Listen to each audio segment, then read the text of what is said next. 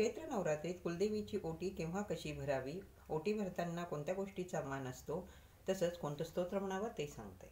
कुलदेवीची ओटी रामनवमीपर्यंत तुम्ही केव्हाही भरू शकता. ओटी भरण्यासाठी काठापदराची रेशीम साडी असावी किंवा साडी नसेल तर काठाचं ब्लाऊज पीस असलं तरीही चालतं. देवीची ओटी भरण्यासाठी नारळ अवश्य घ्यावं, कारण नारळामध्ये सात्विक लहरी जास्त प्रमाणात असतात. साडीवर अखंड तांदूळ घ्या, त्यावर नारळ ठेवा. शेंडा देवीकडे असावा. यथाशक्ती दक्षिणा ठेवावी. हळकुंड, खारीक, सुपारी, बदाम हे पण घ्यावं. मंगळसूत्र, जोडवे, बांगड्या, हळद, कुंकू, सिंदूर, पैंजण, विरोधे हे पण त्यात असावं. 3 वेळा देवी आईचा जय जयकार करावा. नंतर ओटीचं साहित्य देवीच्या चरणाजवळ ठेवावं. थोडेसे तांदूळ ओटीमधले आपल्याजवळ घ्यावे.